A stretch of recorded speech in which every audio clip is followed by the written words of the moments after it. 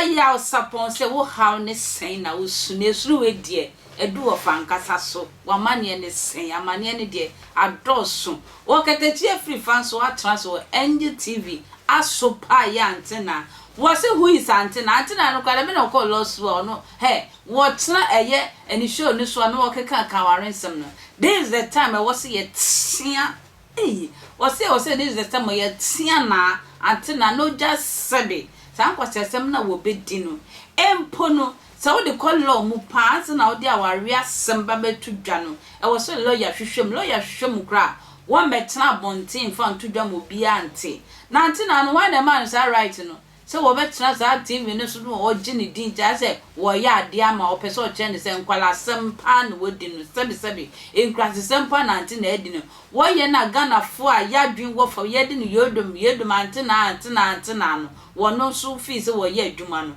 eye sebe nkwase adwuma pa e na o te o yire pa TV no so a wo ye Okatakyie Afrifa se Ante Naa e wo se ye pekwan ye fa so a o twa sa program no Ante Naa no ho ngusa wo ye sure se betumi atwam sa Okatakyie Afrifa se e wo se ye bound sa Ante Naa show no na ye gu no because ni wo ye no e keka ko boni ogu nkrofo ani masi bebre Mayenti Okatakyie Afrifa. Now, unprofessional people sit on the radio without any iota of knowledge in solving marital issues. Now, Omada no more judges of morality. And you see the national security implication of Sadiano. They are breaking homes, and in breaking homes, and in the next 20 years, if they come from single homes, we don't even have any slightest of idea the national security implication of what Adiana in the social media. No? In the name of radio program, what's it like? No, I'm talking about the radio program. It's that nonsense radio programming now, and they conform better radio, so better TV. So what the ever saw me, I want to say, Yacha, do you know why I court to cry? TDA, Ama, what I court? Do you know why I court to matrimonial cases? You handle the different juvenile cases. You handle the different. When you say a criminal case, you see there's the Republic versus. Yeah. When you say drew marital, when you drew matrimonial cases in the civil cases, I yank say ama versus a year asumesi. Yeah. Because you be creating impression say there is some antagonizing situation between both of you. Yeah. If says ye go aware kra ye pese ye gu in such a way see ye begu awie no na asumdwe wo ho a be ma nde behwe ne ma ne ya tena wo ma mi bia betra radio so I'm professional say wono na so bia waresem somebody should come and tell us one single awaresem e koduru Ante Naa or whoever ho a watimi aso bia kan bom. You guys should stop this nonsense. And they were Yaw Sarpong na mu nyina mo kan ho asem.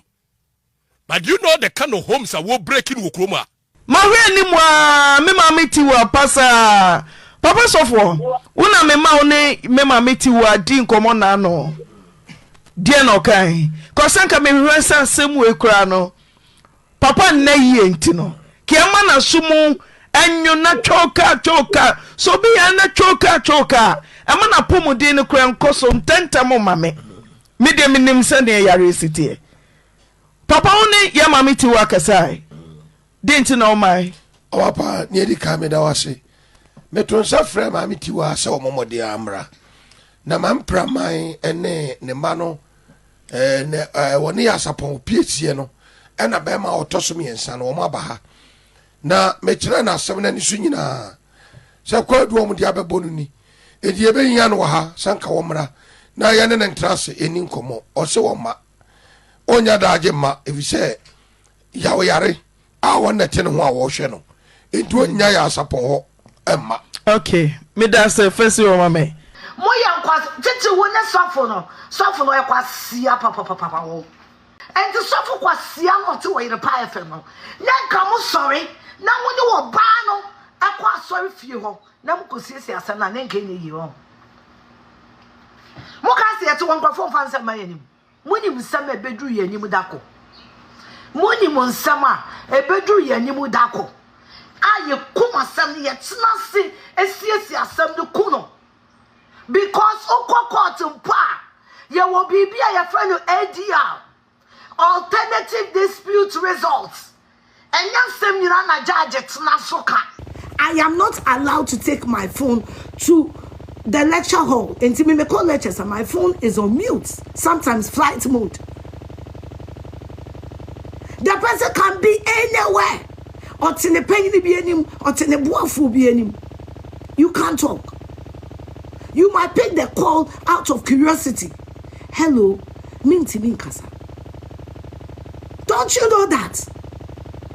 Don't you know that? Namo friend Crawford, penny, Namo friend from high, Namo with no courtesy, no precaution. It's against the media ethics. You cannot just put somebody in public domain and start asking them questions they don't even want power them. Someone him say anya sembia na upesa wo kan bedwam. Someone him say. But unim baby I afra no baby asem na eko. Common sense. On your platform they are trampling on human rights. Yes, they are helping some people. And they are helping ignorant people. Nobody is under any law. See a friend said, bro, or you reply a firm. No. No. It's against your human rights. Can I educate you something? Per the 1992 Constitution, your friend him fear crowd will power won't call. And him fear. Per the 1992 Constitution, your friend him fear crowd. You have the right to say, oh, hine, many when you ask them, one name was them, no, Famiko courts. What ya him for a human or 2 or ye? Abusing human rights. That's what he's doing. Yet will be asked about, hey, nobody in the picture, but all. Or Betty Boania. Or no one casawa, let's go in the rights. And to wait me in the picture at all. Either than that, you don't have any rights. You don't have any rights to pick anybody's picture, to put it anywhere. It's a crime. Man go school na man suya dia man suya nyansa mo sorry a. Na mo jimi no. It is a crime. Who can say ya na do be picture akoto baby. Mo dia mo ntra TikTok for no ya yenim baby ebe hu na me fa wo hi anyway nko court nko waste me time na no me de kwase bi ko ya tade ko she ba court no yakon obi a ka bi nti Okatakyie Afrifa so no so ne dia wo de baaye no say de be ya show yi e betwam ni asem no sesi anso de akwese awaresem ne nyina ye de call eye Ante Naa na me ye sure say you obi anso ne be kukuru na waresem e de ko Ante Naa ebia se ne Okatakyie Afrifa kan wo mama dwen e wo fom kakra no e na de beko e twentwa akra